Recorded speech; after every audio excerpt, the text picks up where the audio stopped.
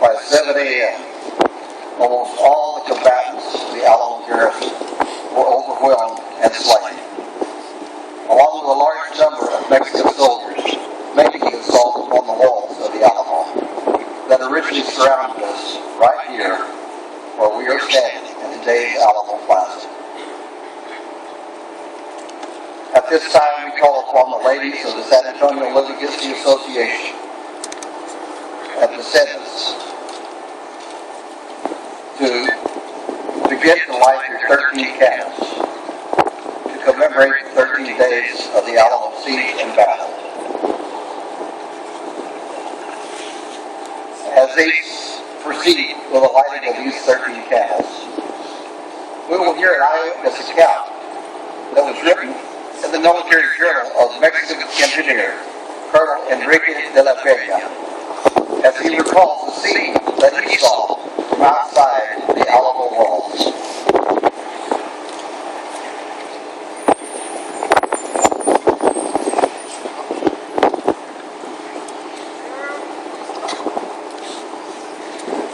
The columns, raging, forming the fort in the midst of a terrible shower of bullets and cannon fire, had reached the base of the wall.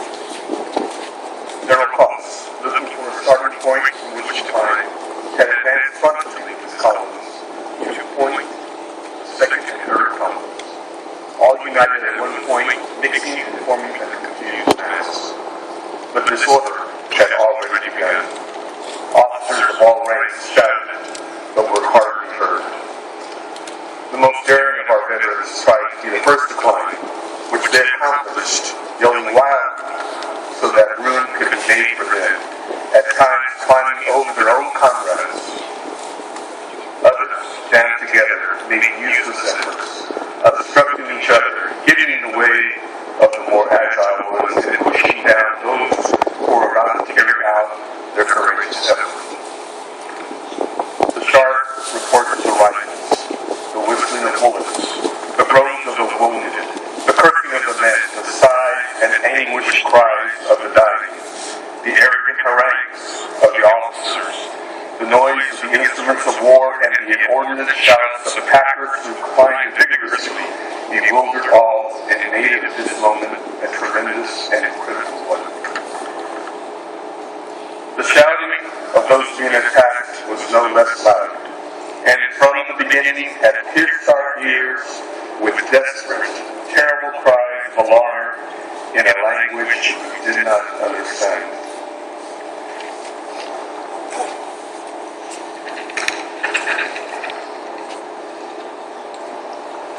Another eyewitness was Juana Navarro de Alzberg, with an infant son, Alejo, and her younger sister, Gertrudis Alamo. His two sisters-in-law. They had been sitting inside a room in the Alamo's west side, behind us, that had been Colonel Bowie's headquarters before he became ill during the siege and the battle.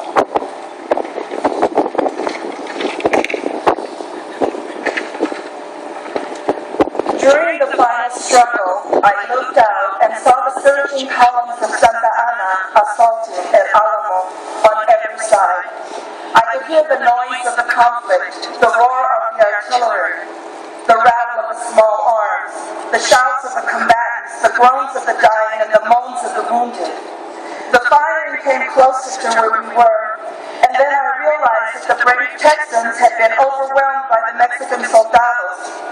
I asked my sister to go to the door and request the Mexican soldados to not fire into the room as there were only women. My sister, Gertrudis, opened the door and was greeted in offensive language by the soldados. Her shawl was torn from her shoulders and she rushed back into the room. During this time, I was standing with my 10-month-old Alejo at my bosom and fearing he would be motherless soon. A man named Mitchell ran up and tried to protect us, but the soldados bayoneted him by my side. They broke open my trunk and took my money, my clothes, and the watches of Colonel Travis and other officers. A Mexican officer appeared and asked, "How did you come to be here? What are you doing here? Where is the entrance to the fort?" The officer made us pass out of the room over a cannon standing nearby the door and told us to wait for Santa Ana. Soon, another officer came and asked us, "What are you doing here?" I replied, "An officer ordered us to remain here until he could send us to the Presidente." "Presidente, the devil, don't you see they're about to fire that cannon? You must leave." As we were moving away, I heard a voice calling, "Hermana." To my great relief, Don Manuel Perez came to us. He said, "Do you not know your own brother-in-law?" I answered, "I am so afraid and distressed that I scarcely know anything." Don Manuel placed us in charge of a colored woman belonging to Colonel Bowie, and we soon reached my father's house in safety.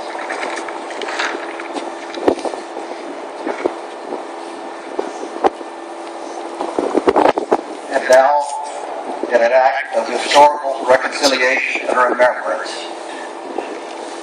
those who died here on both sides of this historic conflict, St. Francis Feast Prayer will now be offered in both English and in Spanish.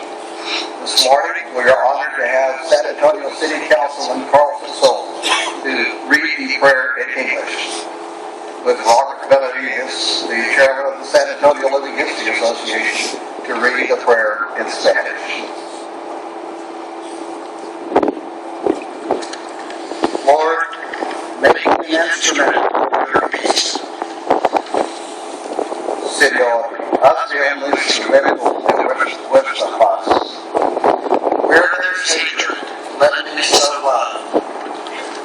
Donde hay odio, pongo yo amor. Where there is injury, let it be pardoned. Donde hay ofensa, pongo yo perdón. Where there is discord, let me bring harmony. Donde hay discordia, pongo yo armonía. Where there is error, the truth. Y donde hay error, pongo yo la verdad. Where there is doubt, faith. Donde hay duda, pongo yo la fe. Where there is despair, hope. Donde hay desesperación, pongo yo esperanza. Where there is darkness, light.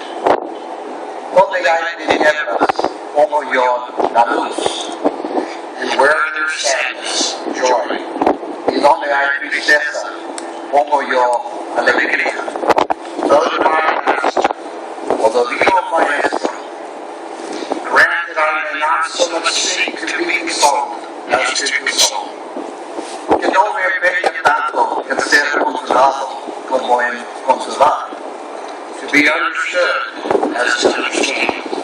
en ser comprendido como él comprende, To be loved as to love. en ser amado